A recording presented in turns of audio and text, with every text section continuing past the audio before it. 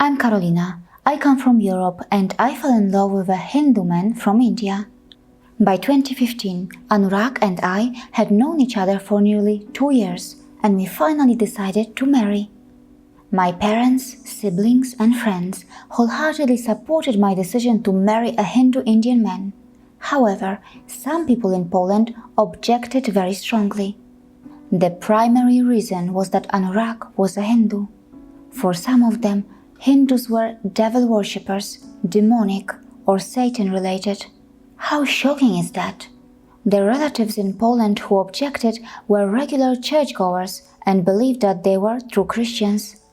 In addition, some people in Europe even warned me by saying that as a woman, I will not be safe in India.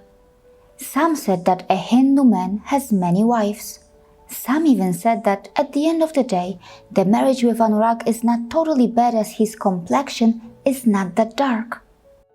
On the other hand, in India, the situation was very welcoming.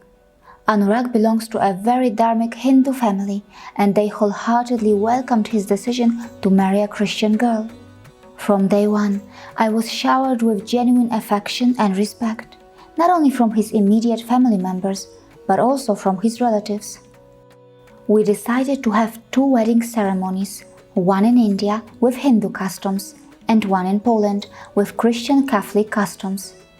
Soon, the dreams of my parents to have a traditional Christian wedding for their daughter came crashing down as the church in Poland denied me the permission to have my wedding rituals conducted in the church.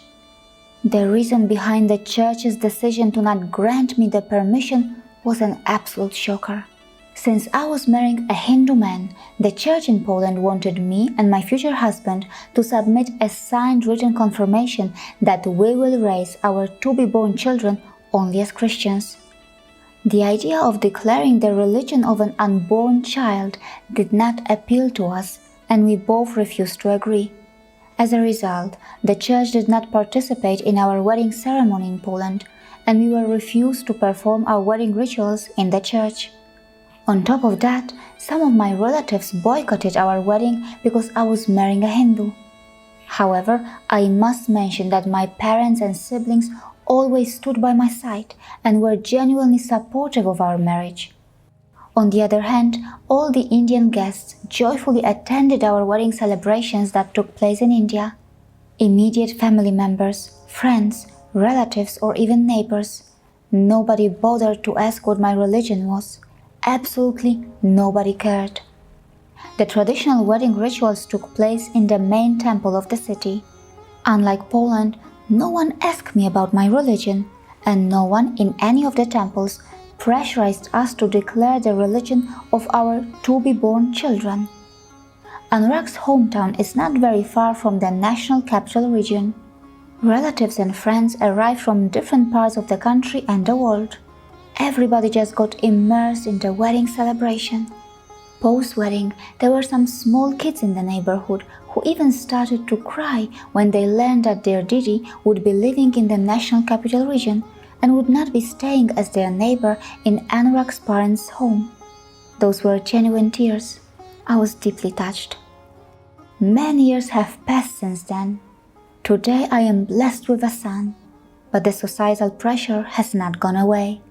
On occasions, some people in Poland have even asked if my son is baptized or not, and if we are planning to baptize him or not. On social media, I have even been told to baptize my husband. Why?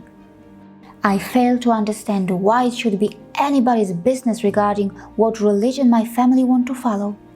We are doing our best to make sure that our child is exposed to the best of both cultures. My husband is a Hindu, and he or his family have never interfered even once regarding my religious or spiritual beliefs. I often recall the words of Lisa Jane Miller, a professor who is best known as a research scholar on spirituality and psychology. She writes, "The Rig Veda, the most ancient Hindu scriptures, says this: truth is one, but the sages speak of it by many names. A Hindu believes there are many paths to God. Jesus is one way, the Quran is another, yoga practice is a third. None is better than any other. all are equal.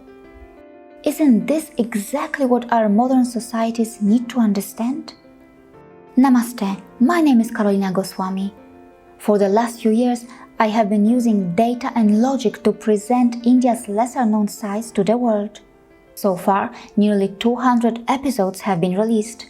Please make sure that you watch these episodes, and if you like them, consider supporting our mission financially.